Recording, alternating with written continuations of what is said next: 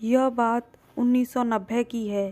वंशिका उस दिन पहली बार अपने नए हॉस्टल में रहने को आई थी। वैसे तो वो ऋषिकेश में रहती है, पर उस समय वहाँ ज़्यादा सुविधा न होने की वजह से देहरादून के एक गर्ल्स कॉलेज में एडमिशन लिया और साथ में उसी कॉलेज के हॉस्टल में रहने लगी।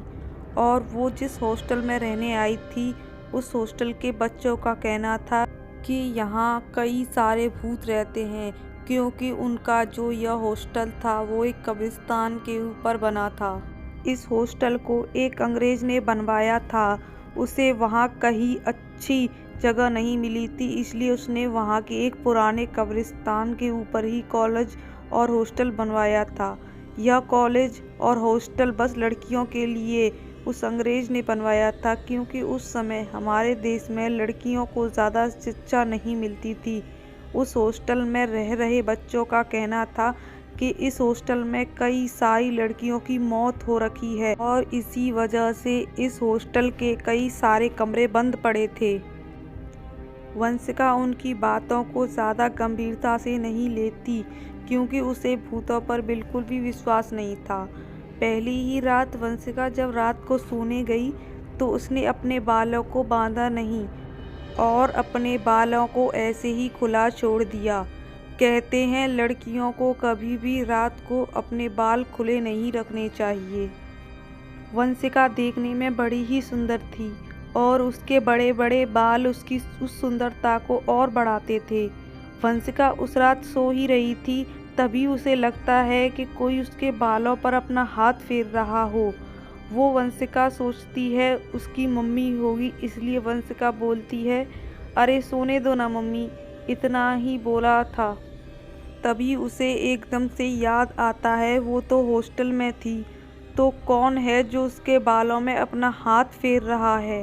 ही देखने के लिए वंशिका ने जैसे ही अपनी आंखें खोली तो उसके मुंह से चीख निकलने ही वाली थी, तभी उसके मुंह पर किसी ने हाथ रख दिया। जिसने वंशिका के मुंह पर हाथ रखा था उसने वंशिका से कहा, डरो मत, मैं तुम्हें कुछ नहीं करूँगा। अब मैं तुम्हारे मुंह हाथ हटा रहा हूँ, पर चिल्लाना मत।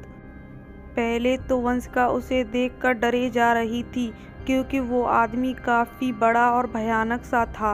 वंशिका फिर हिम्मत करके हुए उससे पूछती है, कौन हो तुम? वंशिका की बात का जवाब देते हुए वो आदमी बोलता है, मैं एक जिन्न हूँ, मैं यहीं से जा ही रहा था, तभी मेरी नज़र तुम पर पड़ी और मैं तुम्हारे पास आ गया। पता नहीं जिन्न की बातें सुनकर या जिन्न की आंखों में देखकर वंशिका का डर भी खत्म हो गया था और बातें करते करते दोनों में दोस्ती भी हो गई। कहीं ना कहीं वो जिन्न वंशिका को पसंद करने लगा था, इसलिए वो रोज़ रात को आता और वंशिका के बालों के साथ खेलने लगता। उसके आते ही वंशिका भी जाग कर बैठ जाती और पूरी रात बातें करती रहती। वो जिन्न रात को आता तो था, पर वंशिका के अलावा किसी और को नहीं दिखता था और वंशिका के साथ रूममेट उसको पागल समझने लगे थे, क्योंकि वो सोचते थे कि वंशिका रात में अकेले अपने आप से ही बातें करती रहती है। ऐसा होते होते काफ़ी समय हो गया था। अब वंशिका भी जिन्न को पसंद करने लगी थी, इसलिए वह रोज़ रात होते ही उस जिन्न का इंतज़ार करने लगती और वो जिन्न आता, फिर वो दोनों रात भर बातें करते रहते। रोज़ रात को जगने के वजह से वंशिका सुबह सही समय पर उठ नहीं पाती थी और उसका कॉलेज भी रोज़ छूट जाता था। एक रात वंशिका सो रही थी, भी वो जिन्न आकर उसके बालों के साथ खेलने लगता है। तभी वंशिका की एक रूममेट ने वंशिका के बालों को अपने आप हवा में उड़ते देख लिया और उन सब ने अपना रूम चेंज कर लिया। अब सब हॉस्टल में वंशिका के साथ रहने में भी डरने लगे थे।